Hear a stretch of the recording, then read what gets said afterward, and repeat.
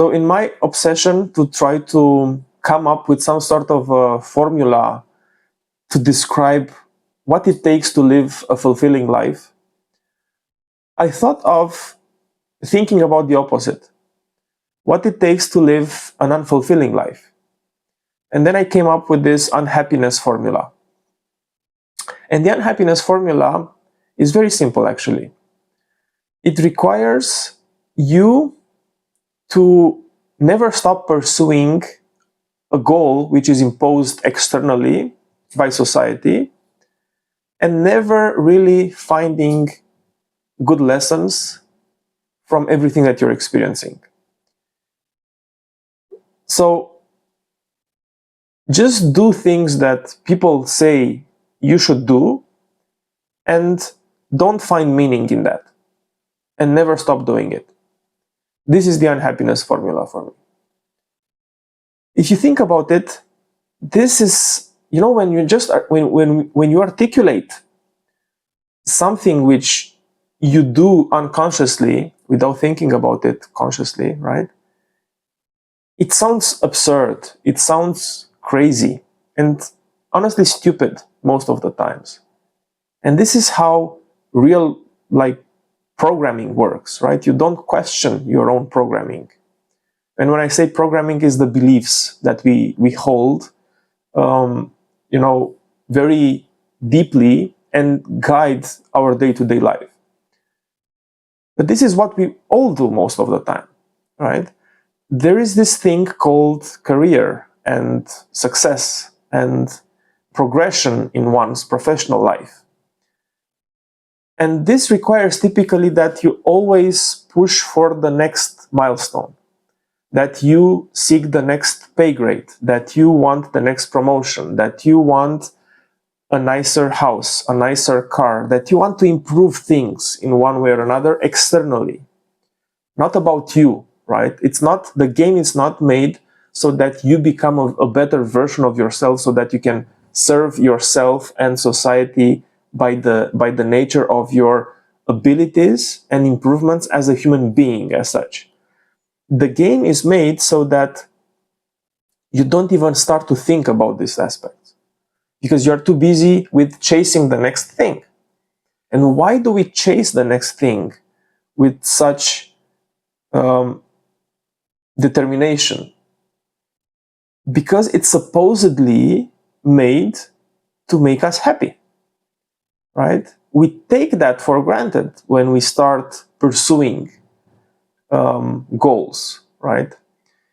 Pursuing an internal goal, something that is defined by you and you yourself, something that is meaningful, purposeful, which doesn't serve only you and your egoistic needs, that kind of goal is very difficult to set. First of all, because it's difficult to identify it. Everyone talks about find your passion, follow your passion, find your purpose, execute on your mission in life. These are very abstract concepts. And yes, they lead to something in terms of day-to-day activities. But in order to find that, it's very difficult. You have to be willing to go into a deep investigation about who you are, what you are about in this world, what you enjoy doing really without receiving necessarily someone's approval on that, and be willing to confront the entire world when it comes down to being aligned with that you must be doing to be fulfilled. And that's a very difficult thing to do. And for most people, including myself, it's not very easy to do, of course. And I'm not doing it in whole, complete alignment even today. Even if I know that the game that I'm now playing starts to get infiltrated with my own rules, right? Now I'm doing things more and more on my own terms. Yes, I have things that are imposed by my family, by my friends, by society, by my employer, by whoever, yes, in terms of, okay, you cannot be a disruptor of this harmony or this balance. At the same time, I found a way in which I can make use of everything that happens to me on both my personal and professional life in a way that gives me joy, in a way that makes me see how I can tangibly, concretely, measurably, by myself alone, I am approaching a purposeful goal, something that I set internally, which, yes, it's my mission ultimately to make that goal aligned with the goals that, society imposes on me. I still have to be a high performer. I still want to be appreciated at my job. I still want to do things that people get joy from, right? When it comes down to me getting outside rewards from doing things, right? So it's not like I'm alone in this world. But what's important is that I don't expect other people, circumstances, to be aligned to facilitate my progress. I don't complain that much anymore, at least that much. I'm not saying I'm a saint. I'm saying that I found a way in which I can live every day in a way that, even if it's not completely set up by me, even if it doesn't go according to my low-level plan of details, because I don't have one, by the way, and that's why I don't do it, because of course it won't work like that. I become more fluid. I become like water in a way, right? I see how the situation presents myself. I put that situation in the context of me achieving something purposeful for me, and then I take what I can from that situation, and I learn the lesson that I can learn from it. In a purely externally imposed goal, we are forced to follow somehow a societally imposed goal that rewards society and everyone else except us. The problem with that is that we take ownership of it, but it's not ours, right? And the problem is that while we are pursuing that goal, because it's not defined by us and somehow imposed and rewarded by external, entities, by societies, by families, by friends, by, other communities that we care about and we care being appreciated by, chasing or pursuing those goals require us to, or we have this expectation that everything has to be aligned and everyone should support us in reaching those goals, right? Because if we own it, if we own them but they are not ours, we expect implicitly that everyone who contributed to us taking the ownership of it should support us, right? So the problem with these external goals is that we take implicitly the built-in happiness into them as being somewhere in the future, right? It's a postponed happiness. It's a promised happiness.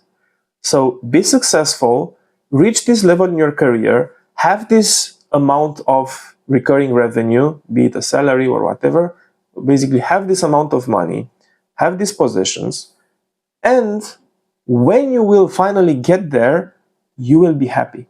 So this is the empty promise in which a surprisingly huge amount of people believe in, including myself up to a point, right? I believed in this. And I can say this because I can look at my life and I can see how, despite being successful externally, right? I was pursuing the career. I was getting, good grades at the beginning, then a career, then I was promoted, then I was getting a salary increase and so on. I was still not very happy. And that frustrated me. That intrigued me. Unfortunately, that frustration didn't lead to me starting to ask better questions until I get challenged by life itself, and I had to go through a personal crisis in which I recalibrated myself and I reevaluated what it means actually to live a good life. And I solved that equation for myself. But the problem is that as we go in this pursuit, we become better at doing it. We become better at this game that is not ours, right? So we cannot simply say at some point, okay, I'm unhappy, I'm not fulfilled, but, I have somehow a good life, I have good stability, I have good relationships, I have a family that supports me, I have good money, I have good possessions, I have everything I need. Why am I not fulfilled? And this question is a very good question. But in order to answer it, it takes a lot of courage. And it takes years of relentless pursuit and frustration and fears and insecurities and pain and suffering in order to solve it and get an answer that you are willing to accept. Because the answer that comes with it, it's not something that you can just take and expect things to, repair themselves by default without you having to do anything about it. This is a question which is so personal that requires your full ownership of the answer, right? This question of why, even if I breached and surpassed any level imposed by society in terms of me being a successful person, why am I still not happy? Why am I still not fulfilled? Why there is still something missing there? Well, the answer is simple, okay? And I started with it. The answer is because you didn't choose the goal. It's not you who chose the game that you are now playing. The game was imposed on you. You were educated and raised in a society who needs the kind of outcomes that are important for the society from you, right? The society doesn't educate us and invests in us so that we become independent thinkers and we start to go, towards something which is not necessarily interesting for the society at large. If you start to follow your passion, if you start to, do things which are purposeful for you, it might not contribute that much to the economy engine, for example. You might just want to be like, a monk in the Himalayas and sit in a cave for 7 years and live a blissful existence there. Yeah, it doesn't serve society that much, So I'm not a conspirationist. I'm not a conspirationist. I don't think that the game is rigged intentionally, so we are kept, like at a certain level of intelligence or whatever. It's not my point. But the reality of it is that we are complex human beings. We have all sorts of means of, getting rewarded from our everyday ordinary existence. And that cannot only come from working 12 hours a day, right? Those 12 hours are still part of life. And ideally, those 12 hours should be spent doing something that is purposeful, that is fulfilling. And ultimately, that's of us to adjust and change. I started my journey as a systems engineer. I was doing only technical activities. I didn't care about talking to people. I'm an introvert.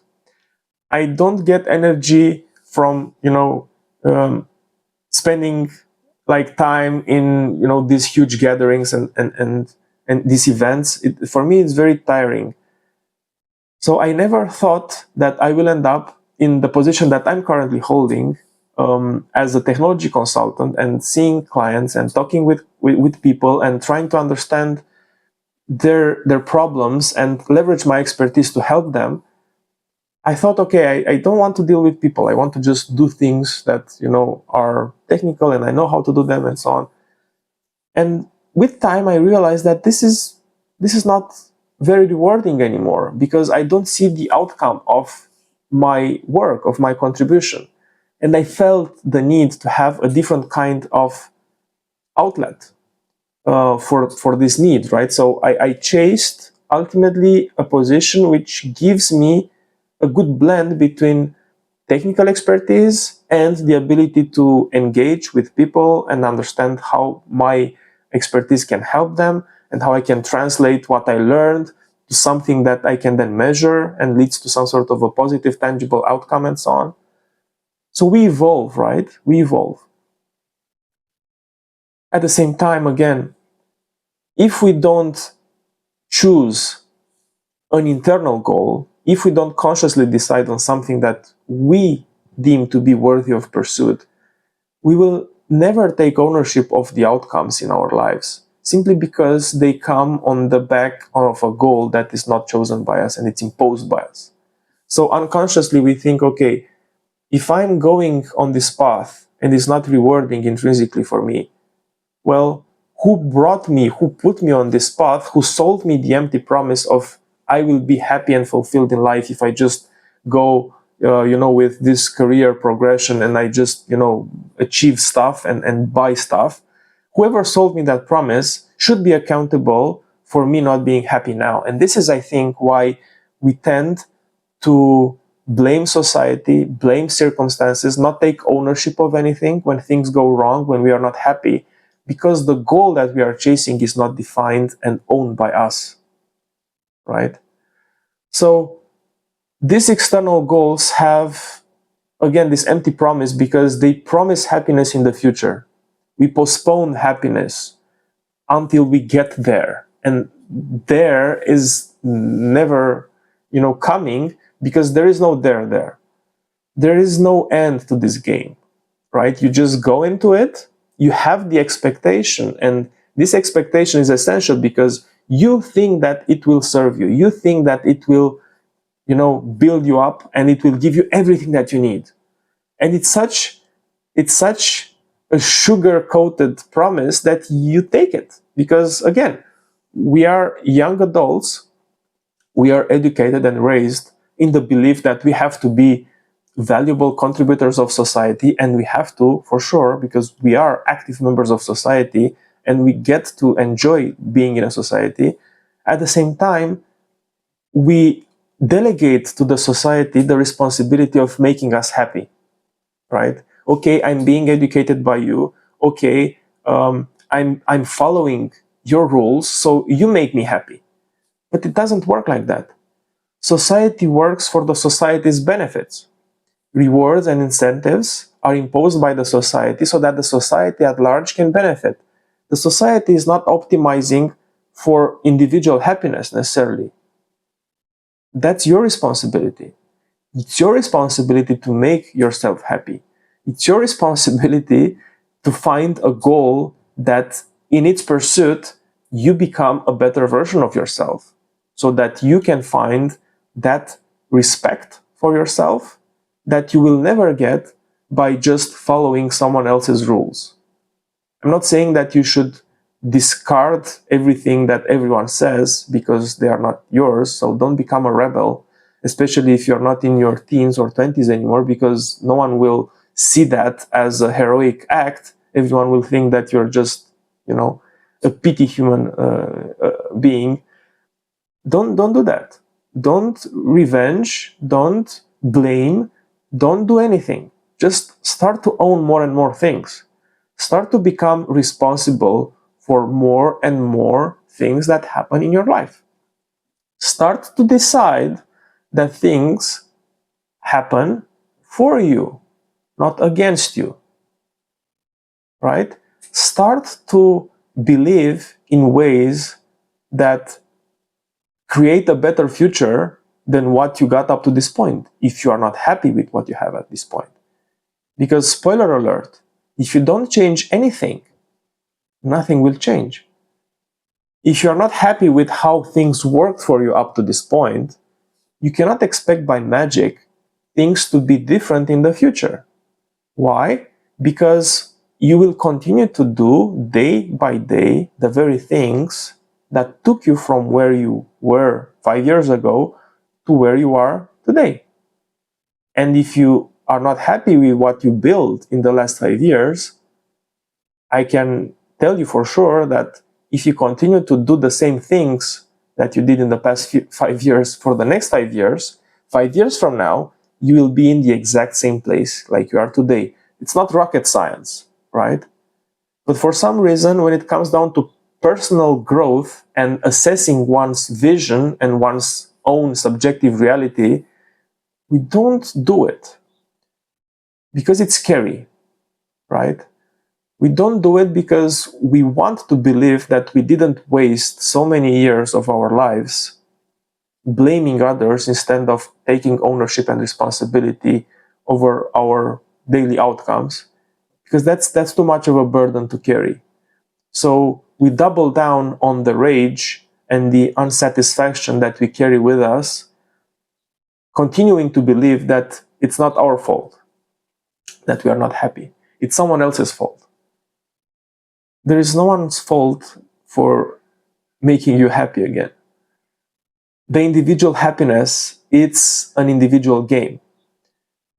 The society can give you this false and empty promise of happiness because it has to, in a way, right? It relies on your lifelong striving and contribution in terms of output of your work in order for it to function. If it says, okay, you can be happy today, you don't have to work, at least not that hard, you will not, the society will not benefit from that. Yes, you will be happy because that's true. Happiness is and will always be found right now. I am happy now while I'm recording this video. I don't say, I will be happy when I will have 1,000 subscribers on YouTube. I will be happy when I will be able to finally upload this video. So up to that point, I'm very anxious. I hope it works well. So, no, I enjoy it. I enjoy the journey. This is why I was able to post, each week for 9 months, and I don't have even 30 subscribers. Why? Because I don't care about the number of subscribers. I care about sharing my message with the world. I care about improving my communication skills. I care about the quality and the ability that I get, in terms of exposing my innermost feelings and ways of thinking to the world. It serves me immensely by allowing me to become vulnerable with strangers ultimately, and not be scared that I'm seen or that I'm judged. And this is for me much more valuable than making money out of YouTube or having subscribers or being famous or being shared. I don't care about that. I genuinely don't care about that. I just care about me improving myself so that I can then become a better contributor, yes, for the society as well, but before anything for my family, because they get to be influenced by me, especially my kids, before anything else and anyone else. They will see in me a model to emulate. And this is why I'm doing this. So this is why I'm happy now in this moment, because this very thing that I'm doing, the process itself, is what I'm striving to get engaged with, right? The process itself of becoming a better version of myself, according to, what I want to achieve in my life, according to this inner goal, this internal goal that I define, this is the reward for me. The reward is not getting to the next promotion. The reward is not making more money. The reward is not having a better house or a better car. I don't care about that. Why? Because I am already successful. I am already happy. I already have everything that I want and I will ever want in terms of material possessions. It doesn't mean that I don't want to do more or get more or have more, but not because that will fulfill me and make me happy, but because that will come as a natural byproduct of me being a better human being and a better person and delivering more value to this world. That's why. And when I will have more and I will have more influence, more money, more possessions, whatever, that will not be fulfilling in itself. That will be just a confirmation of the fact that I evolved and I'm a better person. And I will not judge myself of having more, because I know that having more didn't come at the expense of me living in alignment with my values. And that's the most important thing in life. That's how you get happiness and fulfillment. today, now, by living day by day, what I call these ordinary days, the ordinary days in your ideal life, by living them in alignment with your values, by not having to do things because that person said something and you want to please them and you sacrifice what you want for them, because then if you do it, you also offload the happiness to them. You make them responsible for making you happy by rewarding you for doing something that they want you to do. Why would you do that? That's such a strange game we play, you know? No one is responsible to make you happy and keep you happy. And that's not something that you can postpone. So don't buy into the empty promise of whoever sells you something for a later reward. If that reward comes at a later time, it's not that meaningful. It's not that useful. Everything that you can have in terms of real value for you as a human being, you have to have them now. Now, in this moment. How do you get them? By looking at what you have, by being grateful for everything that you have already.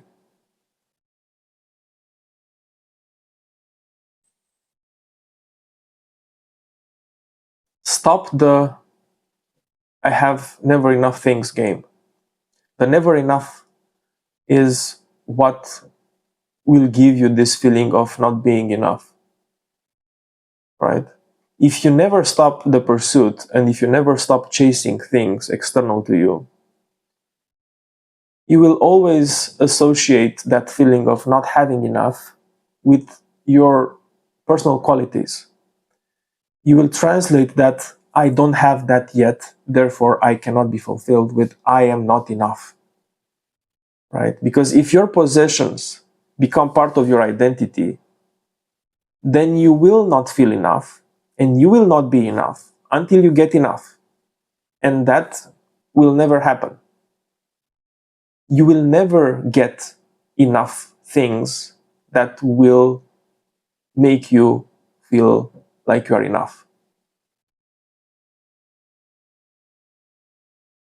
Never. So stop playing that game. And it all starts with a decision again. Decisions are beliefs.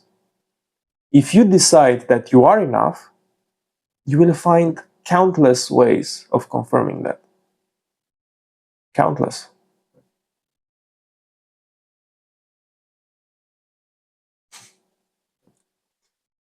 Yeah. I'm so happy to see clearly, for myself at least, how simple things are and how incredibly complex, unnecessarily complicated we make them just because we don't want to fully assume the simple road.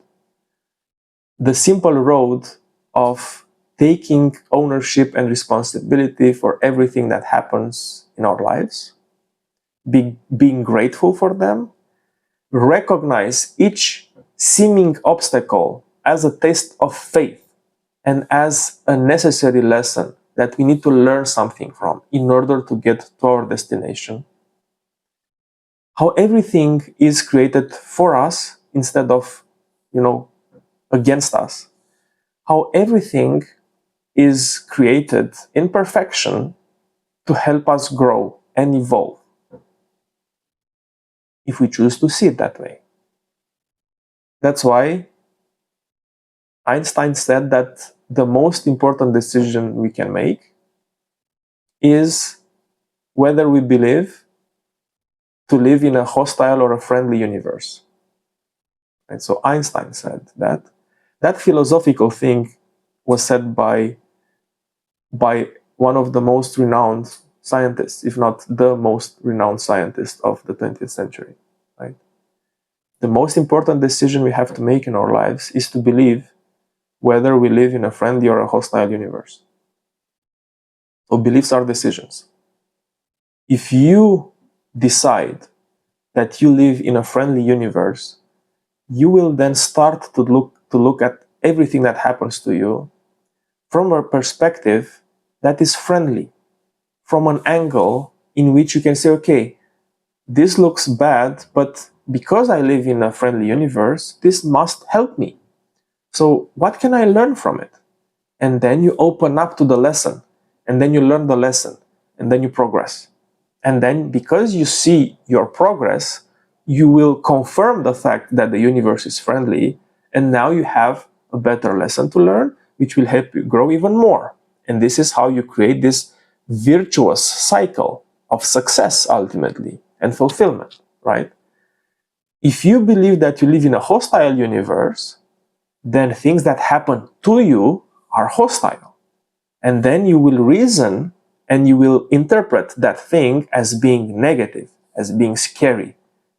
And you will confirm the fact that you live indeed in a hostile universe. And your mind will only focus on that kind of reasoning with everything that happens in your life, and you go in this vicious cycle of failure and suffering. And yes, you will have all the rights to say that your life sucks or that you live in a hostile universe indeed. What's the difference between the first person and the second person? Just their decision. Their decision to install this new belief, right? The decision to believe something different from a different perspective.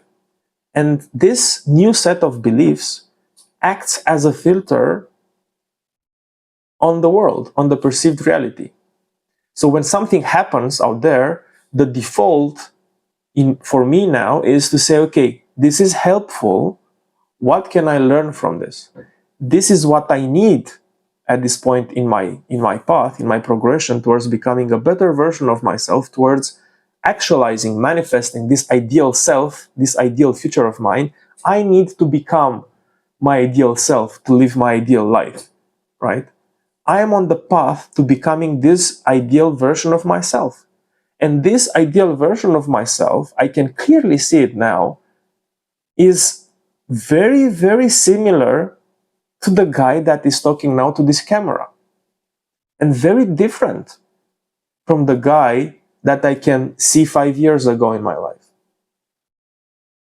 I'm the same human being, of course. I have the same name. I have a similar job like I had 5 years ago. I have the same family.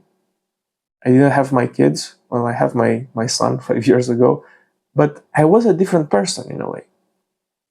I had different way of thinking. I thought at that point that I'm living in a hostile universe. And I had good reasons to believe that. But in my last 5 years, I progressed slowly to this understanding that I am actually living in a friendly universe. And I started to accumulate proof to support that. And all the things that happened in my life started to be evidence towards fulfilling or confirming my claim, my decision that I'm actually indeed living in a friendly universe. Isn't that amazing? Isn't that amazing that this is what the mind can do? By simply deciding that you live in a friendly universe and not a hostile universe, you start to frame life in a way that confirms your hypothesis and your statement. And you discard every interpretation that doesn't fit that, right?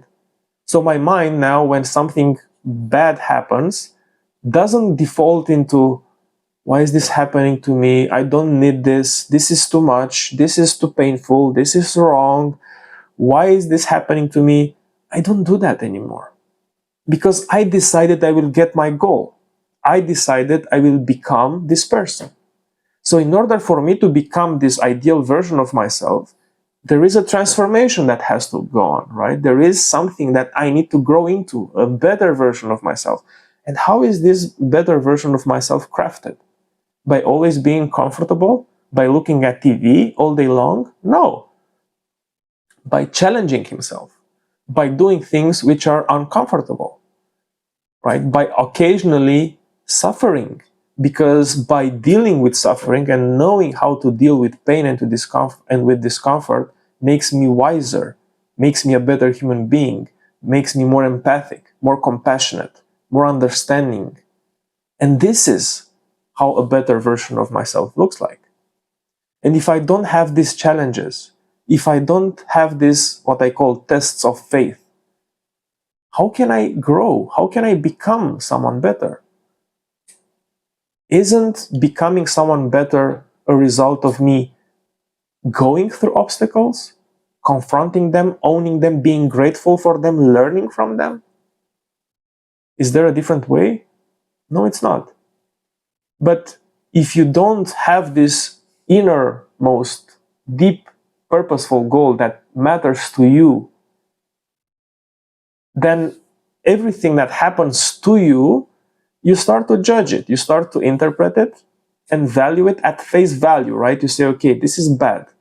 Of course it's bad if you don't have anything more purposeful to contextualize the badness around, right? If you don't know that you are building something or you are building towards something, then everything that happens to you has this superficial negative label attached to it because you don't know what to make out of it. More than that, you don't take ownership of it because it doesn't make sense to take ownership of something bad if you don't have a reason to do it, right? So have a purposeful goal, decide that you live in a friendly universe, and then this will act as a filter on your reality, and it will allow you to live your best life simply because you will see that everything happens for you, not against you. You will start to become grateful even for those days in your life which you would despise at the beginning, at first intent. You would say, I don't need this. This is unnecessarily difficult. Well, be grateful for it. The more difficult it is, it means that the steeper your path towards your transformation and your end goal and towards becoming that ideal self that you envision. But you have to envision it first. You have to see it first. You have to have it palpable first in your mind so that you know that you are always in line with it. So that you know that all your efforts ultimately that you do today are well appreciated by a future version of yourself that you will get to meet 5 years from now in the mirror and will smile back at you.